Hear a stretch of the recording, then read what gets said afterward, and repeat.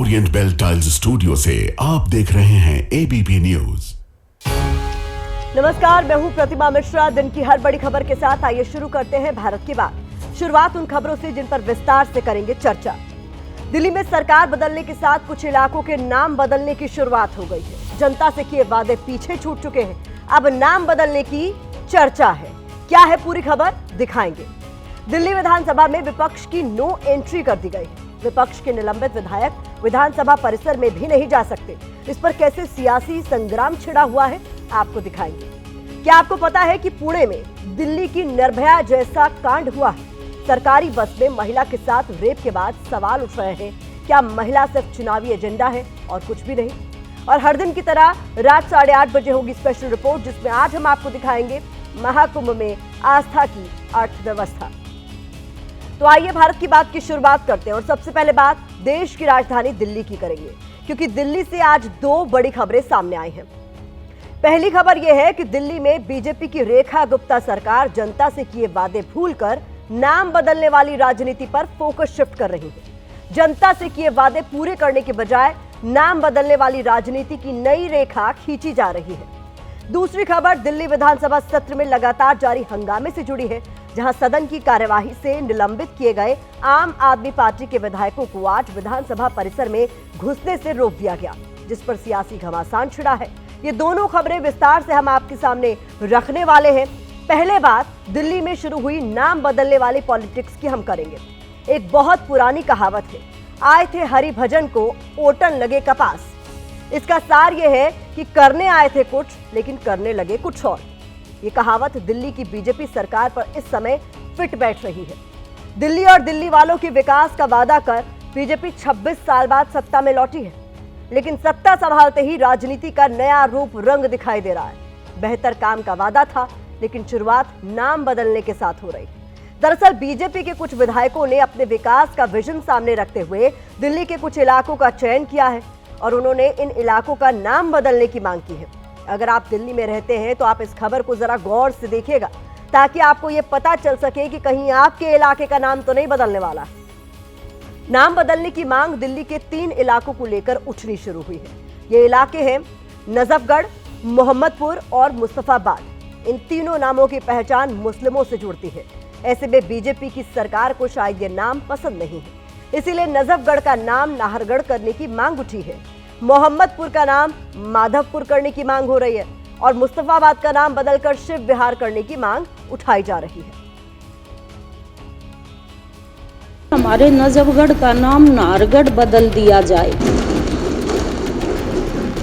हमारे एक गांव का नाम मोहम्मदपुर गांव है, जिसको कॉरपोरेशन ने बहुत लंबे समय पहले माधवपुरम गांव के नाम से चेंज करने का प्रस्ताव पास कर दिया था। अभी तक आम आदमी पार्टी की सरकार थी, उन्होंने उसको शायद कहीं गड्ढे में दबा रखा होगा। ये दिल्ली की सरकार है, बनी है, जनता की सरकार है। जनता की जो डिमांड होगी उसी तरीके से काम को किया जाएगा। मुस्तफा जरूर नाम अभी होगा, लेकिन 2026 के बाद उसको भी मैं बदलूंगा। शिवपुरी या शिव विहार इस विधानसभा का नाम होगा। नजफगढ़ प्राचीन काल से हमारा एक ऐतिहासिक स्थल रहा है। मोदी जी के विजन में सपनों की दिल्ली बनकर रहेगी और शुरुआत का आगाज हो चुका है। याद कीजिए, क्या चुनाव प्रचार के दौरान बीजेपी ने दिल्ली वालों से यही वादे किए थे? चलिए हम आपको बीजेपी के चुनावी वादे रिकॉल करवाते हैं, तब आपको पता चलेगा कि ये करने क्या आए थे और कर क्या रहे हैं। बीजेपी का पहला वादा यमुना की सफाई का था, इसको लेकर शुरुआती कदम उठाए गए। दूसरा वादा महिलाओं को 2500 रुपए की सम्मान राशि देने का था, उस वादे पर अब तक कोई ठोस कदम नहीं उठाया गया है। तीसरा वादा प्रदूषण मुक्त दिल्ली का किया गया था, लेकिन लगता है कि प्राथमिकता इलाकों का नाम बदलना है। इसके अलावा एक वादा वरिष्ठ नागरिकों को 3000 रुपए महीना पेंशन देने का किया गया था, लेकिन शायद उसकी फाइल भी नीचे दब गई है। दिल्ली के इलाकों का नाम बदलने के मसले पर राजनीति भी शुरू हो गई है। विपक्ष आरोप लगा रहा है कि बीजेपी सरकार को काम धाम नहीं करना है, बस नाम ही बदलना है। और क्या कर सकती है भाजपा इसके अलावा? या तो लूटेगी, भ्रष्टाचार करेगी और ना परिवर्तन करेगी। कोई सुविधा तो दे नहीं सकती, कोई भला तो कर नहीं सकती, कोई समाज के लिए या राष्ट्र निर्माण के लिए कोई कार्यक्रम तो चला नहीं सकती है। जो जनता की मूल सुविधाएं उससे हट करके लगातार वो मुस्तफाबाद विधानसभा का नाम बदलने की बात कर रहे हैं। मुझे लगता है कि ये मुद्दों से भटकाने की राजनीति है। भारतीय जनता पार्टी लगातार मुद्दों से भटकाते हुए, मुद्दों से भटकते हुए नजर आती है। दिल्ली में आज नाम बदलने की सियासत ने जोर पकड़ा है। वैसे देश की राजधानी में पहले भी कई बार नाम बदले गए हैं। दिल्ली में प्रधानमंत्री आवास के सामने वाली सड़क 7 रेस कोर्स रोड का नाम बदलकर लोक कल्याण मार्ग रखा गया। राष्ट्रपति भवन से इंडिया गेट के बीच राजपथ का नाम बदलकर कर्तव्य पथ हो चुका है। 2023 में राष्ट्रपति आवास में मौजूद मुगल गार्डन का नाम बदलकर अमृत उद्यान किया गया था। इसी तरह डलहौजी रोड का नाम बदलकर दारा शिकोह मार्ग और औरंगजेब लेन का नाम बदलकर अब्दुल कलाम के नाम पर रखा गया है। अगर पिछले 8 साल में देखें तो रोड उद्यान के नाम तो बदले गए हैं। ये पहली बार है जब गांव या इलाके का नाम बदलने की मांग उठी है। वैसे हम आपको बता दें कि ये इतना आसान भी नहीं है। दिल्ली सरकार की इस पर अपनी गाइडलाइंस हैं, जिसमें कहा गया है कि नाम बदलने का प्रचलन ठीक नहीं है, क्योंकि हर गांव का अपना इतिहास होता है। अगर फिर भी नाम बदलना है तो उसके लिए कारण बताना होगा और गृह मंत्रालय से मंजूरी लेनी होगी। वैसे नाम बदलने की सियासत के बीच आज दिल्ली विधानसभा के बाहर भी जमकर हंगामा हुआ। आज जब आम आदमी पार्टी के निलंबित विधायक विधानसभा पहुंचे तो उन्हें विधानसभा परिसर में आने से रोक दिया गया। विधानसभा परिसर में एंट्री नहीं होने की वजह से आम आदमी पार्टी के विधायक सड़क पर बैठ गए और जमकर नारेबाजी की। इस दौरान विधानसभा के बाहर तानाशाही, मुर्दाबाद, जय भीम, हिटलर शाही, कानून, इतिहास जैसे शब्द गूंजने लगे।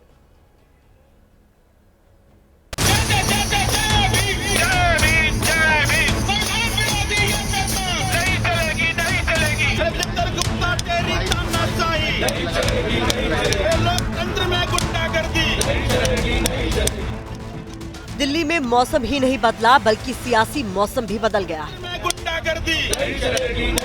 जय भीम, जय भीम, जय भीम। आज दिल्ली विधानसभा के गेट पर आम आदमी पार्टी के 21 निलंबित विधायक पहुंचे तो गेट पर लिखा था नो एंट्री। बस फिर क्या था, विरोध की आवाज गूंजने लगी। आतिशी सवाल पूछने लगी कि उस कानून के बारे में बताइए जिसमें ये लिखा हो कि हम विधानसभा परिसर में नहीं जा सकते। ये तानाशाही चल रही है क्या? आप कैसे हमें यहाँ पे रोक सकते हैं? ऑर्डर तो दिखाइए कहाँ पे रुका है, ऑर्डर दिखाइए कहाँ है। ये बिल्कुल लिखा है असेंबली हॉल गैलरी, साहब पे लिखा है कि कहाँ पे लिखा है मैं नेता प्रतिपक्ष हूँ, मैं अपने ऑफिस भी नहीं जा सकती हूँ। कैसे रोका हुआ है आपने? दिल्ली विधानसभा के बाहर पुलिस वाले नो एंट्री के लिए अड़े हुए थे और आतिशी अपने साथियों के साथ एंट्री के लिए जोर लगा रही थी। ये देश के इतिहास में पहली बार हुआ है कि चुने हुए विधायकों को विधानसभा परिसर के अंदर नहीं घुसने दिया जा रहा है। विधायकों को सदन से सस्पेंड किया जा सकता है, लेकिन विधानसभा परिसर में नहीं घुसने दिया जा रहा। ये भारत के इतिहास में पहली बार हुआ है कि भारतीय जनता पार्टी गेट से अंदर विधायकों को नहीं घुसने दे रही है। विधानसभा परिसर में एंट्री नहीं मिलने के बाद आम आदमी पार्टी ने वही स्ट्रैटेजी अपनाई जिसे अपनाकर पार्टी खड़ी हुई है। आतिशी ने अपने साथियों के साथ सड़क को ही मंच बना लिया। विरोध की आवाज गूंजने लगी, तानाशाही नहीं चलेगी और जय भीम के नारे सुनाई देने लगे। लोकतंत्र में गुंडागर्दी,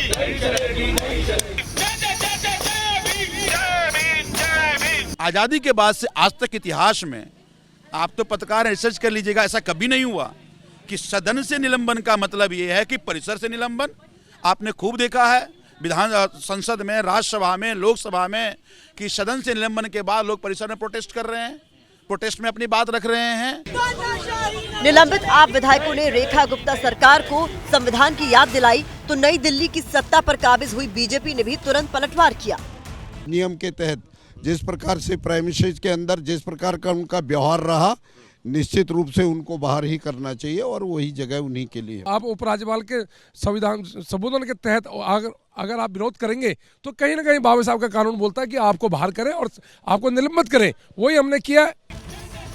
आम आदमी पार्टी के 22 विधायक हैं, 21 निलंबित हैं।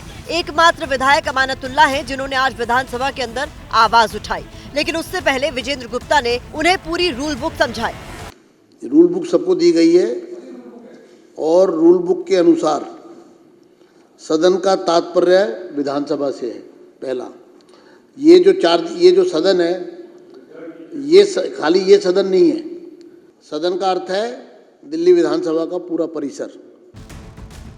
अब सवाल यह है कि जब संसद में सांसदों को निलंबित किया जाता है तो उसके बाद भी सांसद संसद परिसर में गांधी प्रतिमा के सामने आकर विरोध प्रदर्शन करते हैं, यानी संसद परिसर में एंट्री होती है, तो फिर दिल्ली विधानसभा परिसर में विपक्ष के विधायकों की एंट्री बैन क्यों है?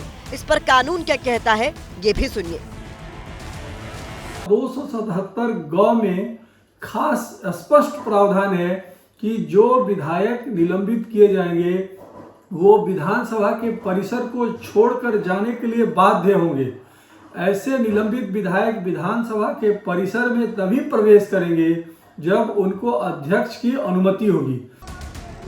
25 फरवरी को आम आदमी पार्टी के विधायकों ने एलजी के अभिभाषण के दौरान हंगामा किया था, जिसके बाद विधानसभा स्पीकर विजेंद्र गुप्ता ने 21 विधायकों को 3 मार्च तक के लिए निलंबित कर दिया था।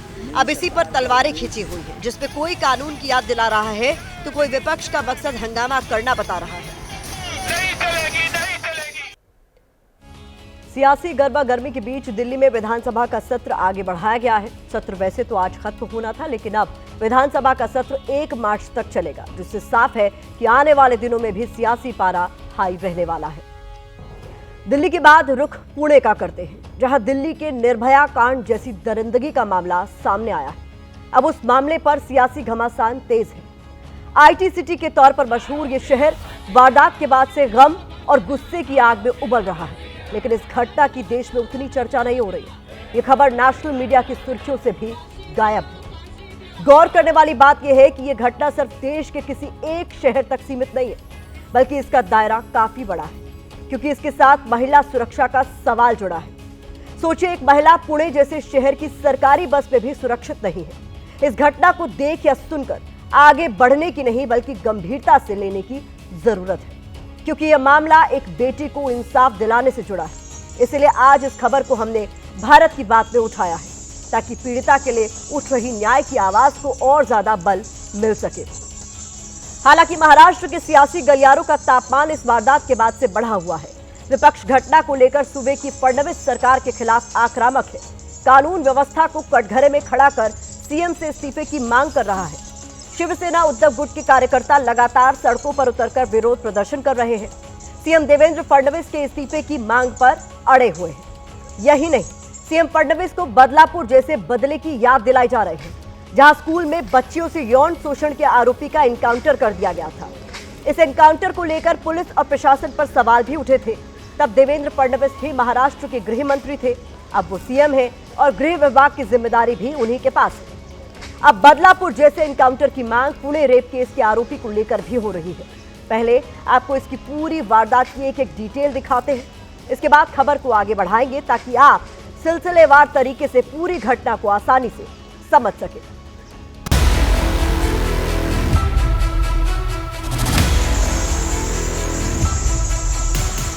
महिला सुरक्षा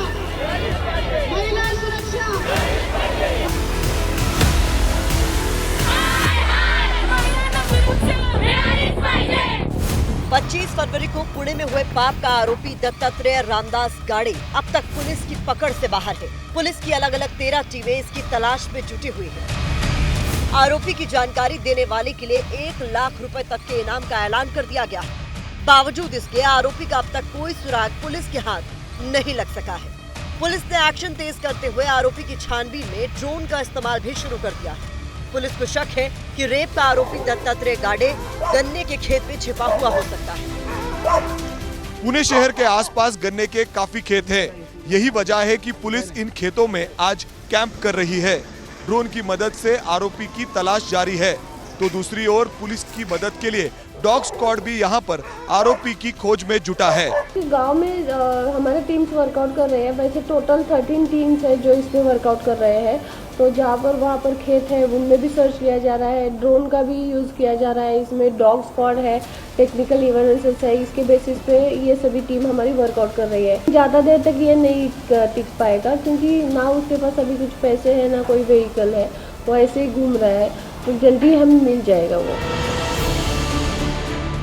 रेप की ये वारदात 25 फरवरी को सुबह 5:30 बजे अंजाम दी गई, जब 26 साल की पीड़ित युवती महाराष्ट्र राज्य सड़क परिवहन निगम के सबसे बड़े जंक्शंस में से एक स्वारगेट से अपने गांव के लिए बस पकड़ने पहुंची थी। आरोपी किसी बहाने से झूठ बोलकर उसे बस पार्किंग एरिया की तरफ ले गया और बस में उसके साथ की जघन्य अपराध किया। वारदात को अंजाम देकर आरोपी मौके से फरार हो गया। जांच में पता चला है कि इसका क्रिमिनल रिकॉर्ड है। ये पहले भी कई मामलों में आरोपी रह चुका है। इस मामले में अब तक जो एक्शन हुआ है उसमें स्वारगेट डिपो के 23 सुरक्षा गार्ड को निलंबित कर दिया गया है। डिपो मैनेजर और कंट्रोलर से जांच रिपोर्ट मांगी गई है। नए सुरक्षा गार्ड नियुक्त करने के आदेश दिए गए हैं कि जितने भी हमारे एसटी डेपो और बस स्टैंड है पूरा सिक्योरिटी के हिसाब से पूरा उसका ऑडिट किया जाए और ऑडिट करके जो जो कमियां उसमें होगी वो कमियां हम पूरी करेंगे। साथ में हमने ऐसा निर्णय लिया कि आज हमारे पास जो सिक्योरिटी गार्ड है वो बहुत ही कम है, 2700 सिक्योरिटी गार्ड है, उसमें कितना हम बढ़ा सकते हैं इसके लिए भी हम कोशिश करेंगे। हालांकि घटना के खिलाफ प्रदर्शन कर रहे महिला संगठन पुलिस की कार्रवाई पर सवाल उठा रहे हैं और आरोपी की तुरंत गिरफ्तारी की मांग कर रहे हैं।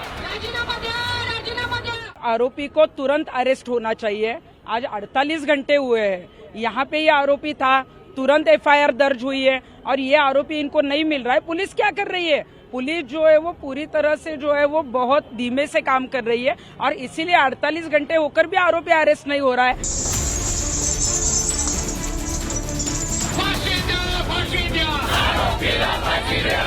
इस वारदात ने महाराष्ट्र की कानून व्यवस्था को कटघरे में खड़ा कर दिया है। सवाल उठ रहा है कि सार्वजनिक जगह पर महिला के साथ हुई रेप की वारदात क्या राज्य सरकार की नाकामी नहीं है? सवाल तो महाराष्ट्र की फडणवीस सरकार से पूछे ही जाएंगे। हम भी सूबे की सरकार से कड़े सवाल पूछेंगे, क्योंकि आखिर कब तक महिला सुरक्षा के नाम पर सिर्फ दावे होते रहेंगे, वो भी तब जब महिलाएं महाराष्ट्र में हुए विधानसभा चुनाव का सबसे बड़ा मुद्दा थी। महिलाओं ने बीजेपी सरकार की जीत में अहम भूमिका निभाई थी। अब वही महिलाएं अपनी सुरक्षा की गारंटी मांग रही हैं। सवाल उठ रहे हैं कि वारदात का आरोपी अब तक पुलिस की पकड़ से बाहर क्यों है? भीड़ भाड़ वाली बस अड्डे जैसी सार्वजनिक जगह पर सुरक्षा में इतनी बड़ी चूक आखिरकार कैसे हो सकती है? जिस बस में इस वारदात को अंजाम दिया गया वो पुलिस स्टेशन से करीब 100 मीटर की दूरी पर खड़ी थी। क्यों पुलिस कर्मियों को इसकी भनक तक नहीं लगी? महाराष्ट्र राज्य सड़क परिवहन निगम देश के बड़े परिवहन विभागों में से एक है, तो यहाँ सुरक्षा इंतजाम इतने लचर क्यों है? सवाल तो ये भी है कि सरकारी बस में रेप की वारदात होती है तो क्या अपराधियों को पुलिस का कोई डर नहीं है? महाराष्ट्र का विपक्ष भी देवेंद्र फडणवीस सरकार से यही सवाल पूछ रहा है। उधर सीएम फडणवीस ने पुणे पुलिस कमिश्नर से घटना को लेकर फोन पर बातचीत की, लेकिन एक नए ट्विस्ट से इस मामले में राजनीति तेज हो गई है। आपको बता दें, दरअसल रेप के आरोपी की कुछ तस्वीरें और एक पोस्टर सामने आया है। इससे आरोपी के राजनीतिक रिश्तों का खुलासा हुआ है। आरोपी के राजनेताओं और पुलिस महकमे में करीबी संबंध होने की जानकारी सामने आई। आरोपी दत्तात्रेय एक प्रमुख राजनीतिक दल के स्थानीय नेता का सहयोगी बताया जा रहा है। इसके व्हाट्सएप प्रोफाइल में शिरूर के विधायक माउली कटके की तस्वीर मिली है। माउली कटके एनसीपी अजीत पवार गुट के नेता है। इसके अलावा आरोपी दत्तात्रेय गाडे शिरूर के पूर्व विधायक अशोक पवार के जन्मदिन पर लगे पोस्टर में भी नजर आया, यानी राजकीय पोस्टर पर भी अपराधी की तस्वीर चस्पा है। तो फिर सवाल उठता है, सवाल ये कि क्या अपराधी को राजनीतिक संरक्षण मिला हुआ था? क्या राजनेताओं से रिश्ते के चलते उसे कानूनी कार्रवाई का कोई डर नहीं था? इस खुलासे के बाद घटना पर राजनीति गर्मा गई है। सत्ता पक्ष और विपक्ष दोनों के बीच जमकर जुबानी जंग चल रही है।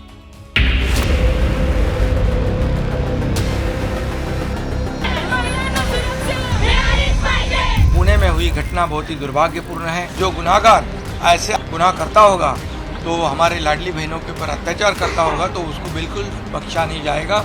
उसको फांसी की सजा मिलनी चाहिए। होने के पश्चात अभी तक जो इसके एक्यूज जो है ये अभी तक पकड़े नहीं गए। ये सरकार की लापरवाही खुले तौर पर इस प्रकरण के माध्यम से ये सामने आई हुई है। ये जो दुष्कर्म है, मैं उसे जो दिल्ली में निर्भया कांड हुआ था बस में, इसी प्रकार का ये निर्भया कांड पुणे के स्वारगेट में हुआ है और सरकार आज भी चुप बैठी। तो आरोपी है, उसको हम ट्रैक कर रहे हैं एंड बहुत ही जल्दी आरोपी ये पकड़े जाएंगे। महाराष्ट्र सरकार क्या कर रही है, लाडली बहना आपने योजना तो बना दिया, एक लाडली बेटी की रक्षा तो आप कर नहीं सके।